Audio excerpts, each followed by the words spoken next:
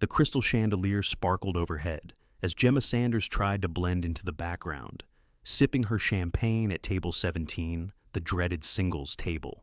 She hadn't wanted to come to her college roommate's wedding alone, but after her breakup with Jason 3 months ago, she had little choice.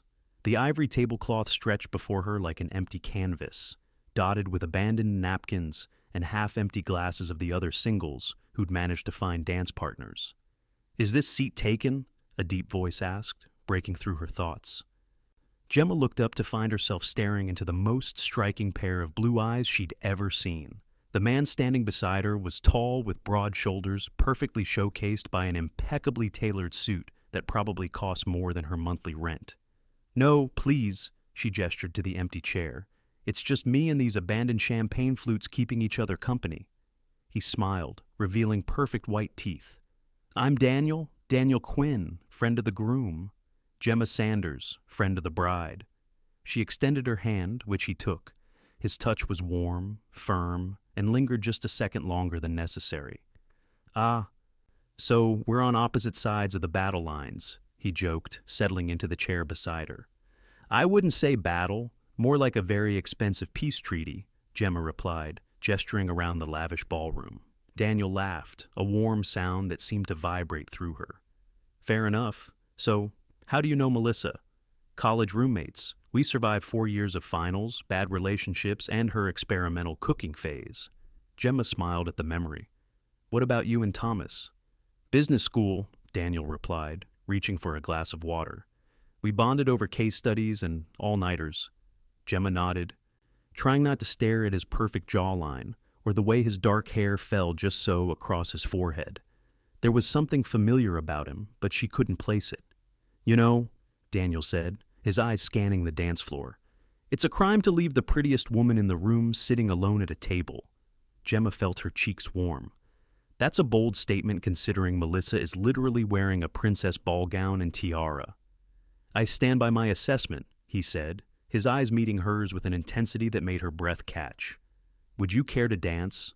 Before she could overthink it, Gemma found herself nodding. "I should warn you, though, I'm terrible at dancing." Daniel stood and offered his hand. "Then, I'll just have to hold you up." As they moved to the dance floor, Gemma couldn't help but notice the curious glances from other guests. Daniel guided her with ease, his hand resting lightly on the small of her back. "So, what do you do, Gemma Sanders?" he asked as they swayed to the music. "I'm a children's book editor at Horizon Publishing. Nothing glamorous, but I love it. What about you?" A small smile played at his lips. "I'm in business development." "That sounds intentionally vague," she teased. "Perhaps a little," he admitted. "But it's not nearly as interesting as bringing stories to life for children." As they danced, Gemma found herself relaxing into his arms. There was something about Daniel that felt both exciting and comfortable at the same time. The song ended, but neither of them moved to separate. "Another?" he asked as the band started a slower number. "Yes," she answered, perhaps too quickly. They danced 3 more songs before Gemma's feet began to protest her choice of heels. "I think I need to sit down before these shoes become instruments of torture," she admitted. Daniel led her back to their table, his hand never leaving hers. "Can I get you a drink?" he offered. "Just water, thanks." While he was gone, Melissa appeared beside Gemma in a flurry of white tulle and perfume. "Who is that?" she demanded, her eyes wide. "Daniel Quinn. He said he knows Thomas from business school. Why are you looking at me like that?" Melissa's mouth fell open. "Are you serious right now? Do you not know who Daniel Quinn is?" Gemma shook her head, puzzled. "Should I?"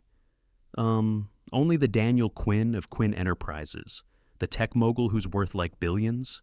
The guy who was on the cover of Forbes last month?" Gemma felt her stomach drop. "What? No, that can't be." "It absolutely is," Melissa insisted. "Thomas nearly died when Daniel RSVP'd, yes. Apparently they weren't close in school, but Daniel's been mentoring him at work, and now he's dancing with you." Before Gemma could process this information, Daniel returned with 2 glasses of water. He nodded politely to Melissa.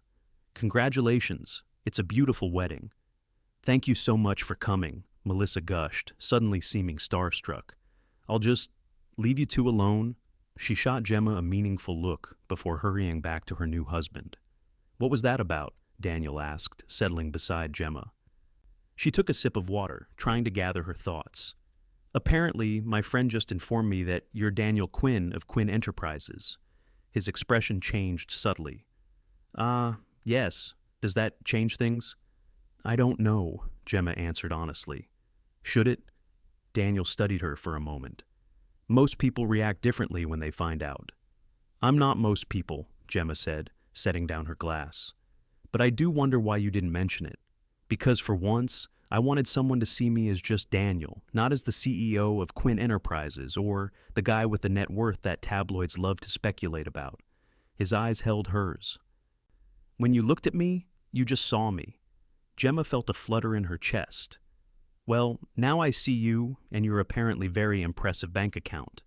He laughed, the tension breaking. "Is that going to be a problem?" "I'm still processing it," she admitted. "But no, I don't think so. Although I should warn you that my idea of a fancy dinner is when the restaurant has cloth napkins instead of paper ones." "Noted," Daniel smiled. "And what if I told you some of my favorite meals have been in places that don't even have napkins?" The band announced the last song of the evening, a slow, romantic ballad. Daniel stood and extended his hand. "One more dance before the night ends?" Gemma hesitated only briefly before taking his hand.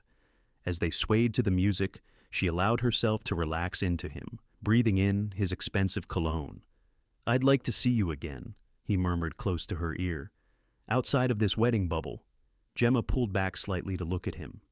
"Are you sure? I mean, don't billionaires usually date models or socialites?" Daniel's eyes crinkled at the corners. "This billionaire would like to date a children's book editor who doesn't know how to dance and drinks water at weddings." "When you put it that way, how could I refuse?" Gemma replied, her heart racing. As the song ended, Daniel pulled out his phone. "Your number?" She recited it, watching as he created a new contact. A moment later, her phone buzzed in her clutch. "There," he said. "Now you have mine too." The reception was winding down, guests beginning to depart. "My driver can take you home," Daniel offered. Gemma shook her head. "Thank you, but I already arranged to share a ride with some friends." "Then I'll call you tomorrow," he said, his eyes serious. "Is that okay?" "Yes," Gemma nodded. "I'd like that." Daniel leaned in and placed a soft, brief kiss on her cheek. "Good night, Gemma Sanders." "It was a pleasure meeting you." As she watched him walk away, Gemma touched the spot where his lips had been.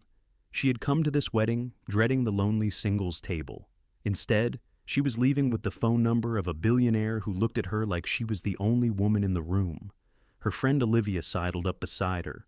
"Was that Daniel Quinn kissing you goodnight?" Gemma couldn't help the smile that spread across her face.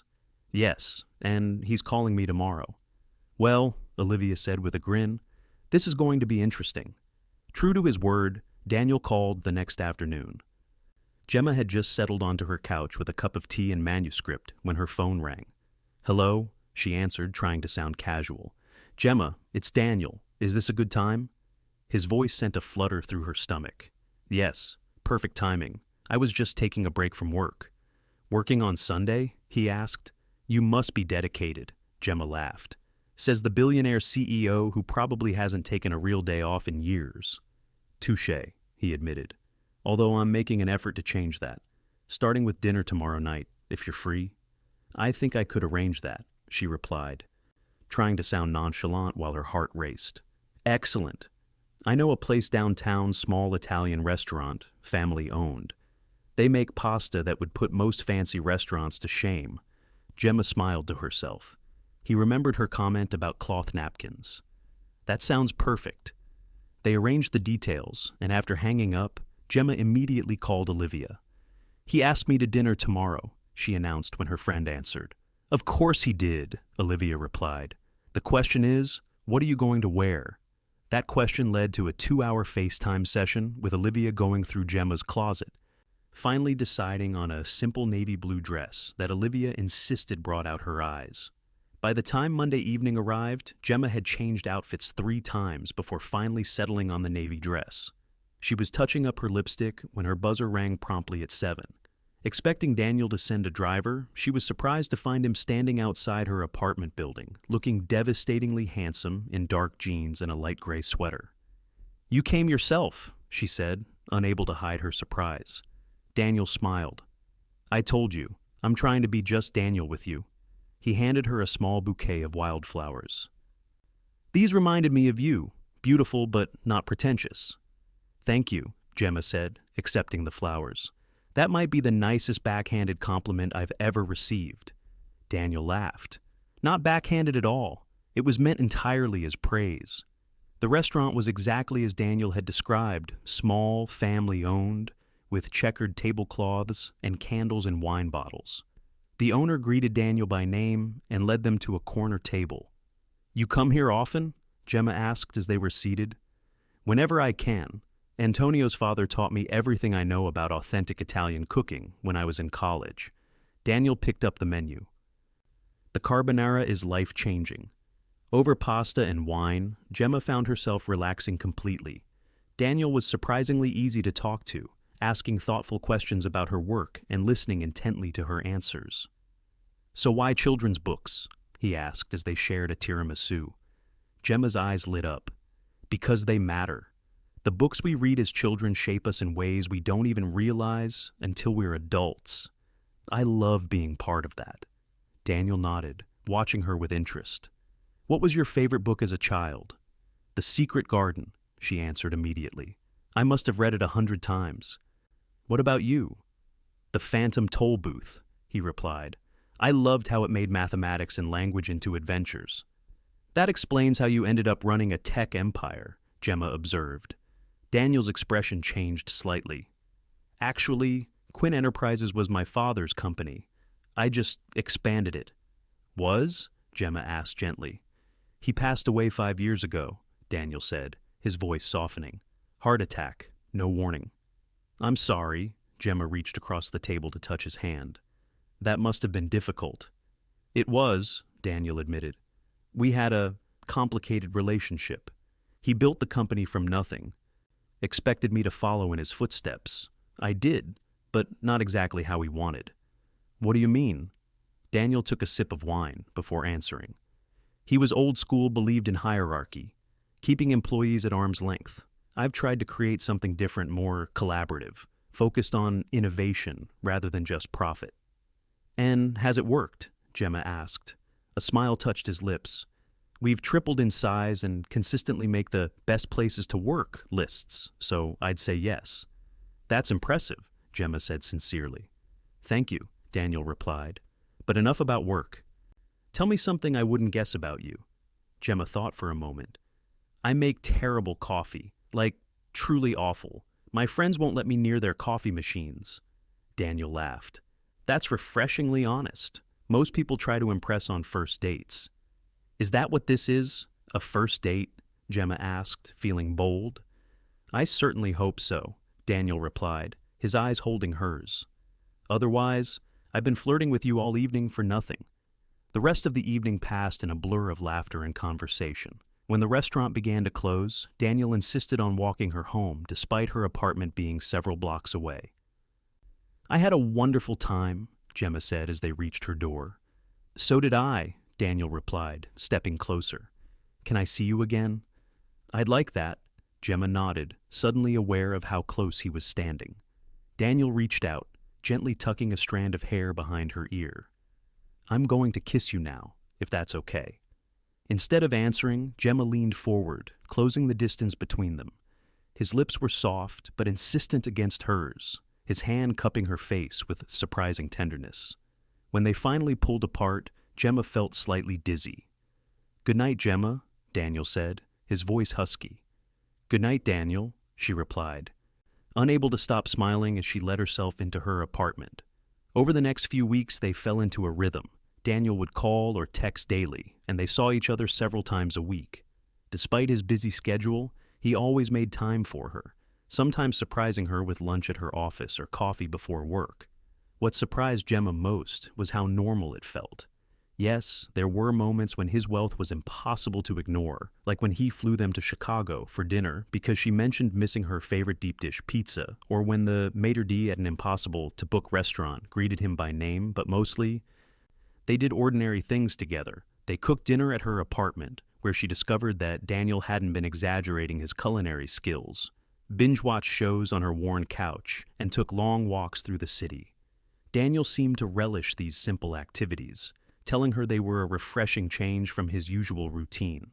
A month into their relationship, Gemma invited Daniel to her friend Olivia's birthday party. It would be the first time he met her entire friend group, and she was more nervous than she cared to admit. "They're going to love you," she assured him as they walked to the bar where the party was being held. "I'm not worried," Daniel replied, squeezing her hand. "Though I should warn you, I'm terrible at remembering names." "Says the man who can recite quarterly earnings reports from memory," Gemma teased. The bar was crowded when they arrived, Olivia's party taking up the back section. Gemma spotted her friends and led Daniel over. "Everyone, this is Daniel," she announced. "Daniel, this is everyone." There was a chorus of hellos as Gemma went around the circle, introducing each person. If her friends were impressed by dating Daniel Quinn, they hid it well, treating him like any other boyfriend Gemma might have brought along. As the night progressed, Gemma found herself watching Daniel chatting with her friend Ryan about basketball, looking completely at ease. He caught her gaze from across the table and winked, sending a rush of warmth through her. Later, as they shared a plate of nachos, Olivia slid into the booth beside Gemma. "He's great," she said, nodding toward Daniel, who was at the bar getting drinks. "And clearly crazy about you." "You think?" Gemma asked, unable to keep the hope from her voice. "Absolutely. The way he looks at you when you're not watching. It's the real deal." Before Gemma could respond, Daniel returned with their drinks. "What did I miss?" he asked, settling beside Gemma. "Just girl talk," Olivia said with a knowing smile. "I was telling Gemma how much we all approve." Daniel's eyes met Gemma's. "I'm glad to hear it. Your opinion matters to her, which means it matters to me." As the night wound down, they said their goodbyes and stepped out into the cool evening air. Daniel's driver was waiting, but he suggested they walk for a while instead. "Your friends are wonderful," he said as they strolled hand in hand. "I can see why you love them." "They liked you too," Gemma replied. "Even Ryan, who's suspicious of everyone I date." Daniel smiled. "High praise indeed, though I'm more interested in whether you like me." Gemma stopped walking and turned to face him. "I'm more than like you, Daniel. I'm falling for you." The vulnerability in her admission made her heart race, but Daniel's expression softened as he pulled her close. "I'm already fallen," he murmured against her lips before kissing her deeply. That night, when Daniel dropped her at her door, Gemma invited him in for the first time. Their relationship shifted into something deeper, more intimate, as they explored each other with equal parts passion and tenderness. Afterward, lying in her bed with his arm around her, Gemma felt a contentment she hadn't expected. Daniel traced lazy patterns on her bare shoulder, his breathing steady against her. "I have to go to London next week," he said softly. "Board meetings I can't reschedule." Gemma nodded against his chest. "How long will you be gone?" 4 days. Come with me." She raised her head to look at him. "I can't just drop everything and fly to London." "Why not?" Daniel asked, his fingers still tracing her skin. "You said your boss owes you vacation time." "That's not the point," Gemma said, sitting up.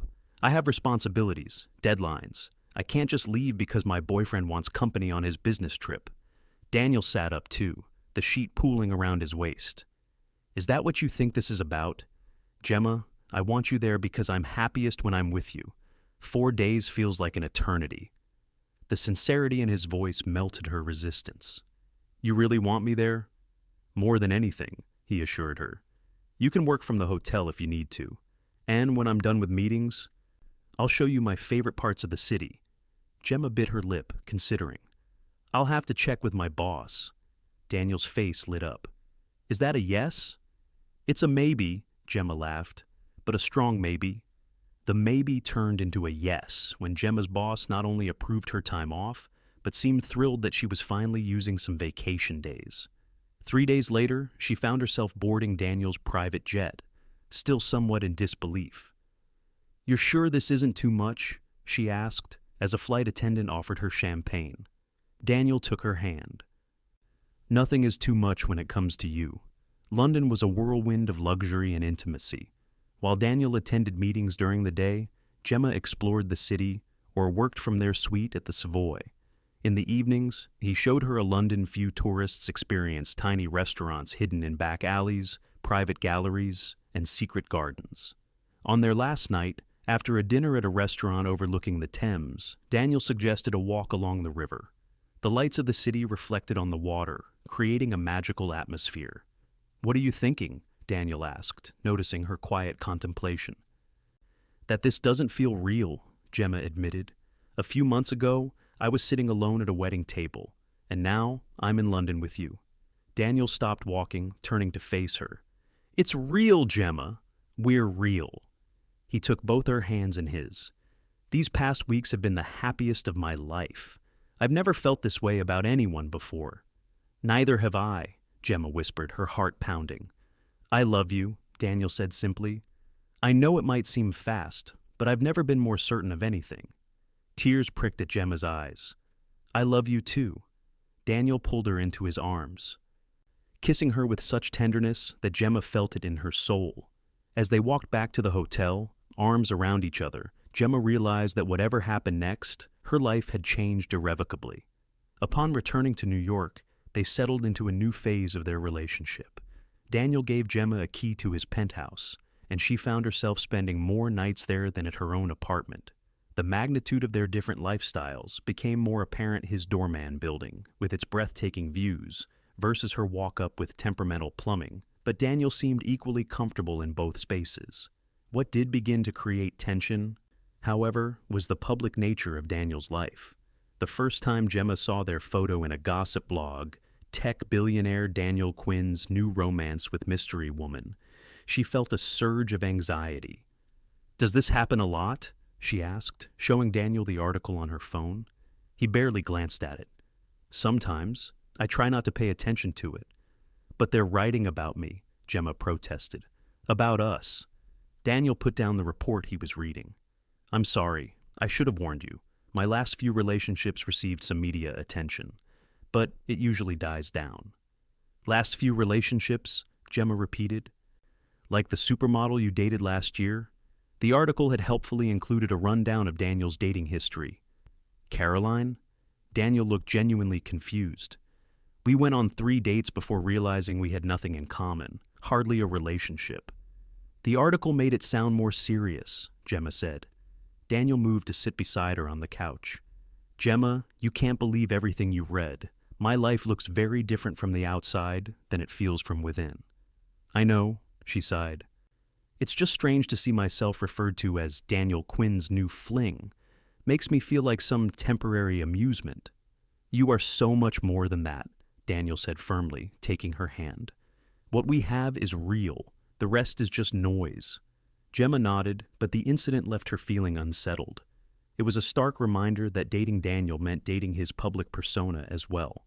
This reality became even more apparent when Daniel invited her to a charity gala his company was sponsoring. It would be their first official public appearance as a couple. "You don't have to go if you're uncomfortable," Daniel assured her. "But I'd love to have you there." "Of course I'll go," Gemma said, pushing aside her nerves. "I'll just need something to wear that doesn't scream, 'modestly paid editor.'" Daniel's expression softened. "Wear whatever makes you feel beautiful. That's all that matters to me." With Olivia's help, Gemma found a deep emerald gown that was elegant without being ostentatious. The night of the gala, as she emerged from the bedroom in Daniel's penthouse, his reaction was everything she could have hoped for. "You look breathtaking," he said, his eyes taking her in with undisguised admiration. "You clean up pretty well yourself," Gemma replied, straightening his bow tie. The gala was held at the Metropolitan Museum of Art, the great hall transformed into a glittering wonderland. As they entered, Gemma was acutely aware of the eyes that turned their way, the whispers that followed them. Daniel kept his hand at the small of her back, a reassuring presence as he guided her through introductions. Names and faces blurred together. Board members, business partners, politicians, celebrities, all wanting a moment of Daniel's time. "Mr. Quinn," a silver-haired man approached them, champagne in hand. "Good to see you. This must be the young lady I've been hearing about. Gerald, this is Gemma Sanders. Gemma, Gerald Winters, chairman of our board." Gerald's eyes assessed Gemma with barely concealed curiosity. "Charmed. And what is it you do, my dear?" "I'm a children's book editor," Gemma replied. "How quaint," Gerald said, his tone making the word sound less than complimentary. "And how did you two meet?" "At a wedding," Daniel answered, his arm tightening slightly around Gemma's waist. "I asked her to dance, and she's been keeping me on my toes ever since." Gerald's smile didn't reach his eyes. "How delightful. If you'll excuse me, I see the mayor just arrived." As Gerald walked away, Gemma felt Daniel tense beside her. "I apologize for him," he said quietly. "It's fine," Gemma assured him, though it wasn't, not really. She'd seen the dismissal in Gerald's eyes, the assumption that she was somehow beneath Daniel's station. Throughout the evening, similar interactions repeated. Some were more subtle than others, but the message was clear. Gemma was an outsider, a curiosity, the latest in what they assumed would be a series of Daniel's dalliances. By the time they left, Gemma's face hurt from maintaining a pleasant expression. In the car ride home, she was quieter than usual. "You're thinking very loudly," Daniel observed, taking her hand. "Just processing," Gemma replied. "It was a lot." Daniel studied her face. "Was it terrible?" "No," Gemma said truthfully. "Just eye-opening. I knew who you were when we met, but I don't think I fully understood what that meant until tonight." "And now that you do?" There was a vulnerability in his question that tugged at her heart. Gemma squeezed his hand. "Now I have a better picture of your world. It doesn't change how I feel about you." Relief washed over Daniel's features. "That's all that matters to me."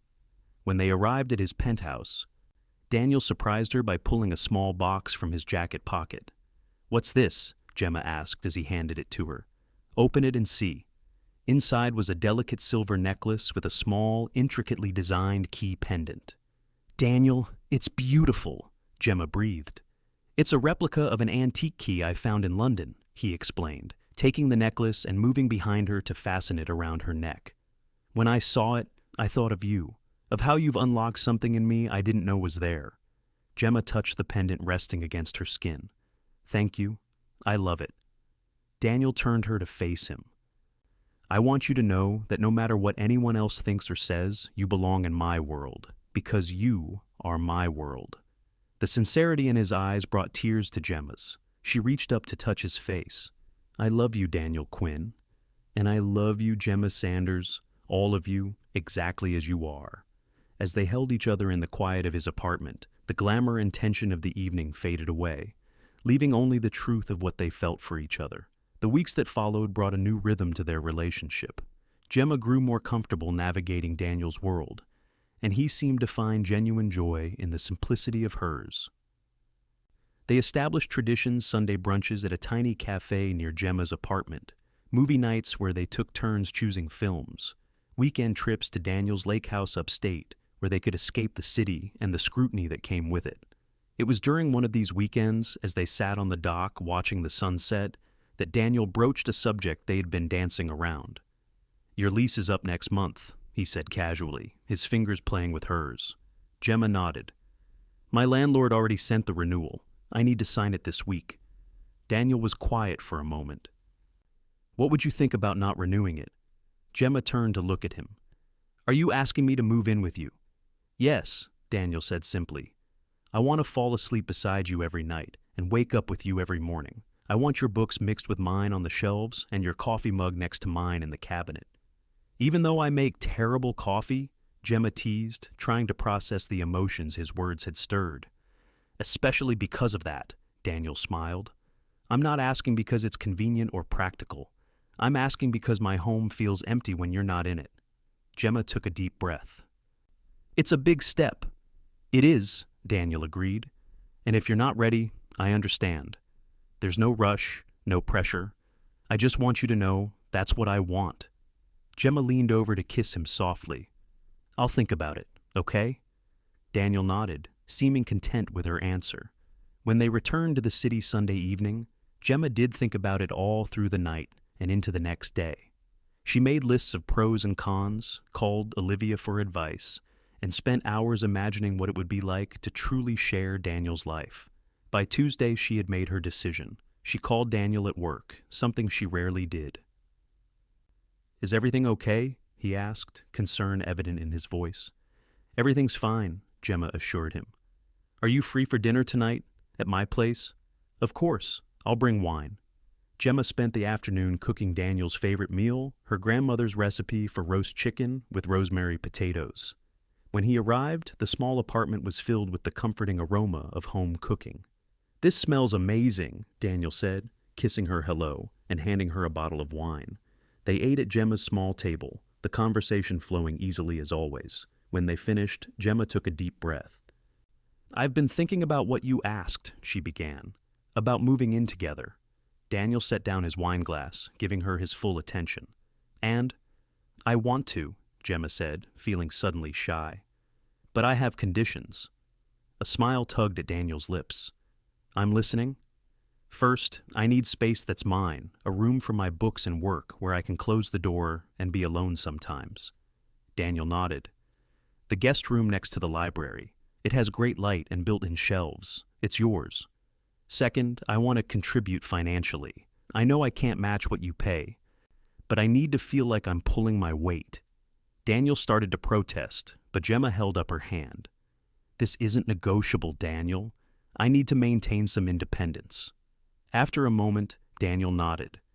"We'll figure out something that works for both of us." "Third," Gemma continued, "we need to establish boundaries about work and social obligations.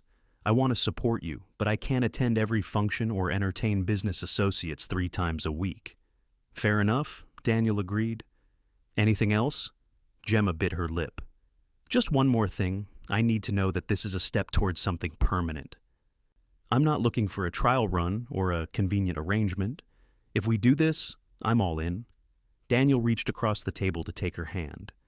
"Gemma, I've been all in since the moment I saw you sitting alone at that wedding table. Moving in together isn't the end goal for me. It's just one step on a much longer journey together." "Then yes," Gemma said, her heart full. "Yes, I'll move in with you." Daniel's smile was radiant as he stood, pulling her to her feet and into his arms. "You've just made me the happiest man in New York." "In that case," Gemma said, her eyes sparkling, "maybe we should start celebrating." The move itself was surprisingly straightforward. Daniel hired a company that packed, transported, and unpacked Gemma's belongings with military precision. Within a week, her books lined the shelves of her new workspace. Her clothes hung beside his in the expansive closet, and her grandmother's quilt lay across the foot of what was now their bed. There were adjustments, of course.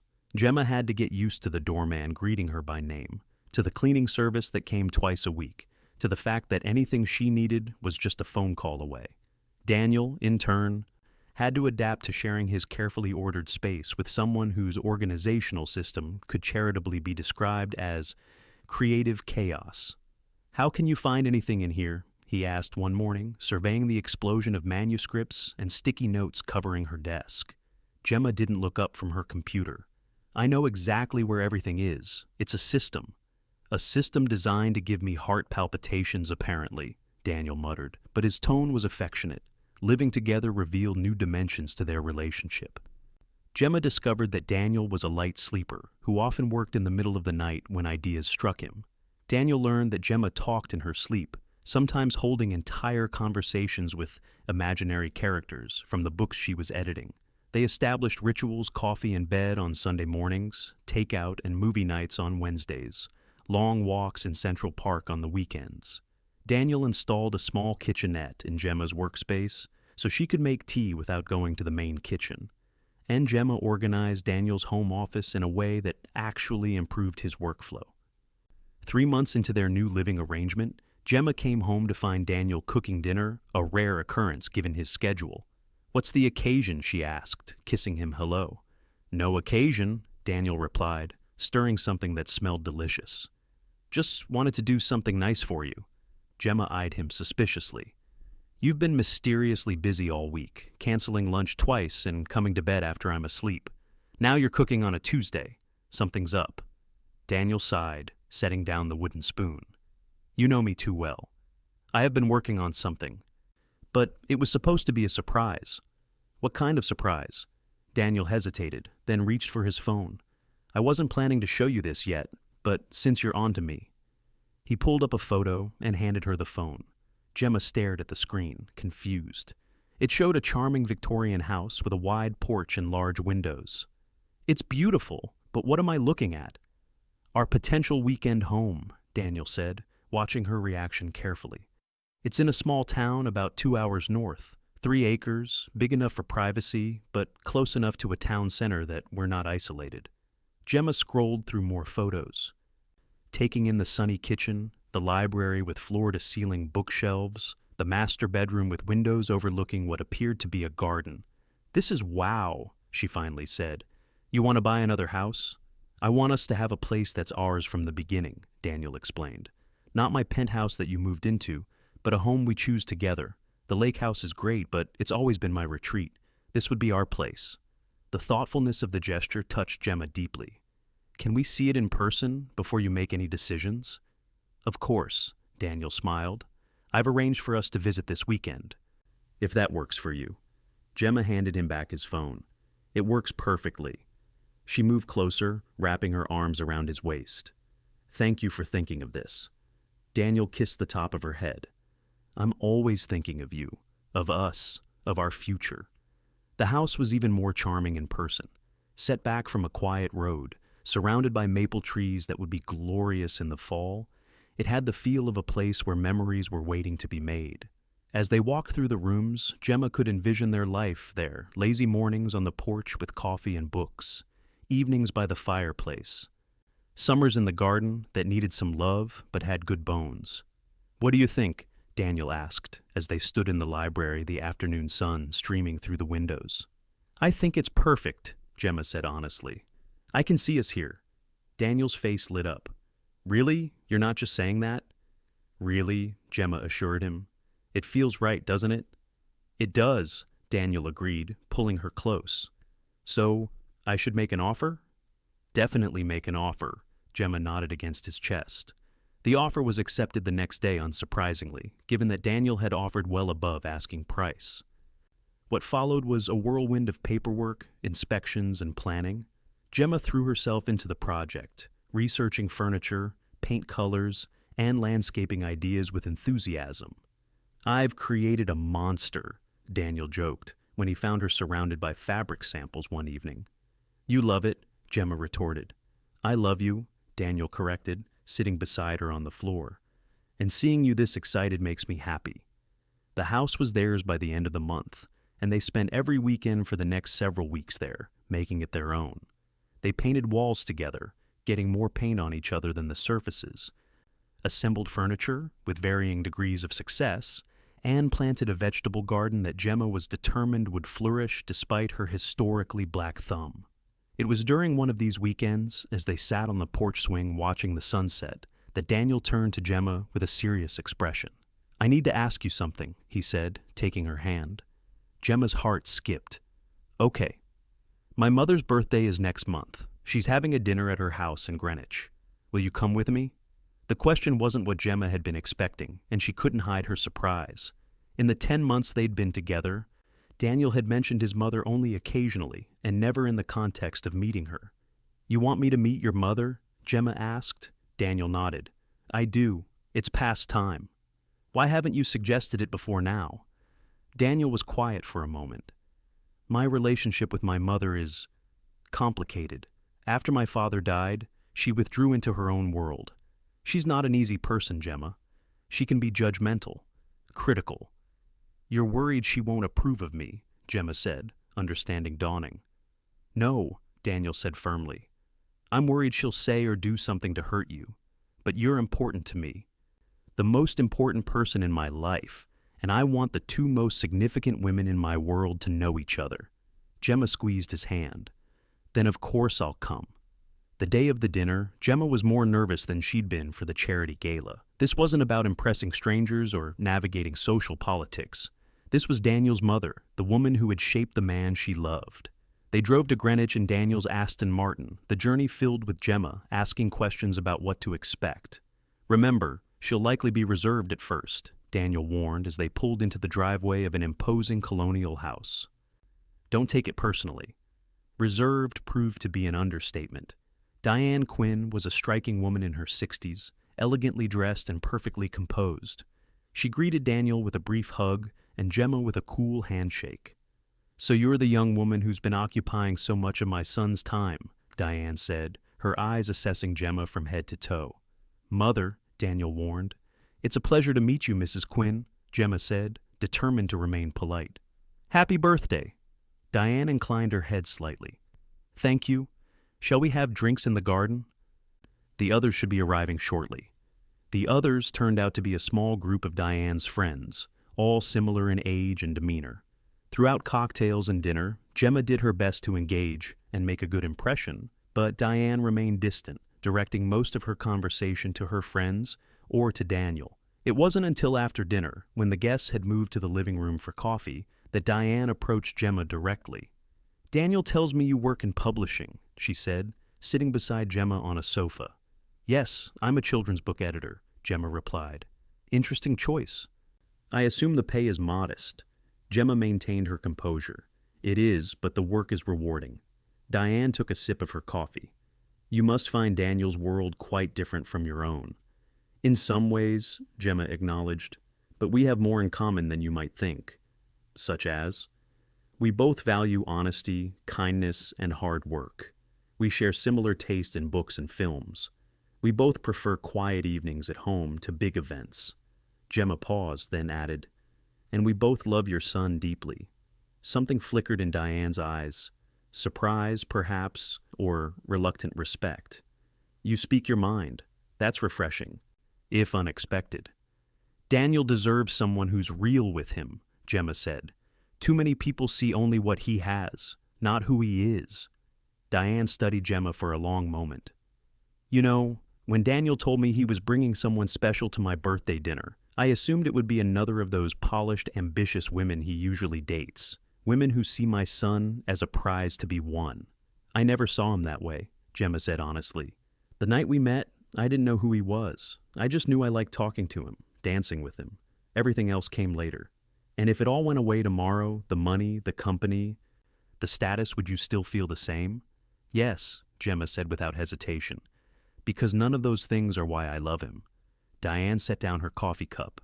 "I believe you, and that, Ms. Sanders, is the highest compliment I can give." Later, as they drove back to the city, Daniel reached over to take Gemma's hand. "Thank you for coming tonight. I know it wasn't easy." "It wasn't so bad," Gemma said. "Your mother and I reached an understanding, I think." "I saw you two talking. What did she say?" Gemma smiled. "She was making sure I love you for the right reasons." "And I think I convinced her that I do." Daniel brought her hand to his lips. "I never doubted it." The weekend after Diane's birthday dinner, they were at their country house, enjoying a lazy Sunday. Gemma was reading on the porch swing, while Daniel was supposedly fixing a leaky faucet in the kitchen, a task that had been on his to-do list for weeks. When he called her inside to inspect his handiwork, Gemma put down her book with a sigh. "If it's still dripping, we're calling a plumber," she said as she entered the kitchen. But Daniel wasn't by the sink. Instead, he was standing in the center of the kitchen, looking uncharacteristically nervous. "Daniel, did you fix it?" "What? Oh, the faucet. No, that was just an excuse to get you in here." Gemma raised an eyebrow. "Okay. Why did you need an excuse?" Daniel took a deep breath. "Because I wanted to do this somewhere meaningful, somewhere that represents us and our future together. And this house, this kitchen where we'll cook together and have breakfast and probably argue about whose turn it is to do the dishes it feels right." Before Gemma could process what was happening, Daniel was down on one knee, pulling a small velvet box from his pocket. "Gemma Sanders, from the moment I saw you sitting alone at that wedding table, something inside me just knew. You've brought joy and light and real, honest love into my life in a way I never thought possible. You see me, not Daniel Quinn, CEO, or Daniel Quinn, billionaire, but just Daniel, the man who loves cooking Italian food and reading science fiction and falling asleep to the sound of your heartbeat. Tears welled in Gemma's eyes as Daniel opened the box to reveal a stunning emerald ring, the stone surrounded by small diamonds that caught the afternoon light. I want to build a life with you, Gemma. I want to wake up beside you every morning and go to sleep with you every night. I want to fight about paint colors and compromise on movie choices and create a family together. I want forever with you. His voice caught slightly. Will you marry me? Gemma's heart felt too big for her chest, overflowing with love for this man who had walked into her life when she least expected it. Yes, she whispered, tears now falling freely. Yes, Daniel, I'll marry you. Daniel's face broke into a radiant smile as he slipped the ring onto her finger. It fit perfectly, the emerald echoing the color of the dress she'd worn to the gala. The night she'd fully stepped into his world. He stood, gathering her in his arms and kissing her with all the love and promise of their future together. When they finally broke apart, both slightly breathless, Gemma laughed through her tears. So, the faucet isn't actually fixed? Daniel laughed too, pressing his forehead to hers. No, but I promised to learn how to fix it before the wedding. I'll hold you to that, Mr. Quinn, Gemma said, admiring the ring on her finger. I'm counting on it, future Mrs. Quinn, Daniel replied, his eyes shining with love. They spent the rest of the day in a bubble of happiness, calling friends and family to share the news. Olivia screamed so loudly that Gemma had to hold the phone away from her ear. Daniel's mother was more restrained, but seemed genuinely pleased, inviting them to dinner the following weekend to celebrate. As they sat on the porch that evening, watching the stars appear one by one in the darkening sky, Gemma felt a sense of wonder at how her life had changed. Penny for your thoughts, Daniel said, his arm around her shoulders. I was just thinking about that wedding, about how I almost didn't go because I didn't want to be the sad single girl at the table.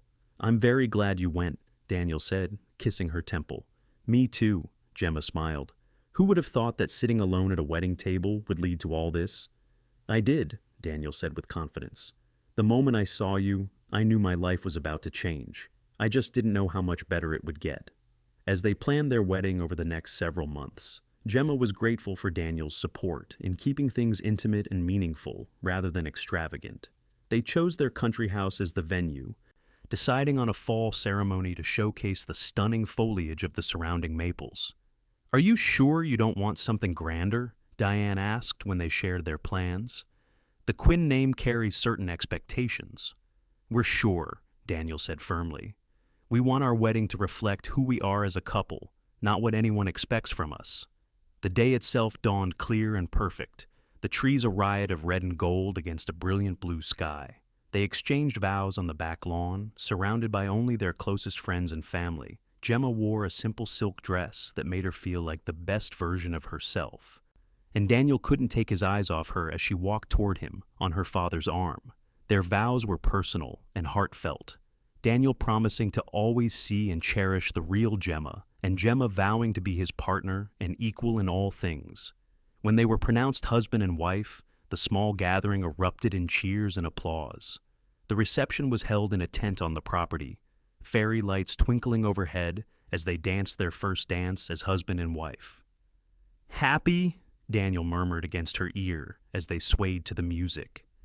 Completely, Gemma replied, her arms around his neck. This is everything I dreamed of, and more. As the evening wound down and guests began to depart, Daniel took Gemma's hand and led her away from the tent toward a quiet spot beneath one of the maple trees. I have something for you, he said, reaching into his pocket. Daniel, you've already given me so much, Gemma protested. This is different, he said, handing her a small wrapped package. Gemma opened it to find a first edition of The Secret Garden, her childhood favorite. How did you... I've been searching for months, Daniel explained. I wanted you to have something that represents where we started you, with your love of books that change lives, and me falling in love with the woman who believes in their magic. Tears filled Gemma's eyes as she carefully opened the book to find an inscription on the inside cover in Daniel's handwriting. To my Gemma, who unlocked the door to my heart and helped me discover the secret garden within. All my love, always Daniel. "It's perfect," Gemma whispered, looking up at her husband with love overflowing. "You're perfect." Daniel smiled, taking her in his arms. "Not perfect. Just perfectly yours." As they stood beneath the maple tree, wrapped in each other's embrace with the sounds of their celebration in the background, Gemma thought about the journey that had brought them here, from a lonely table at a wedding to this moment of complete joy.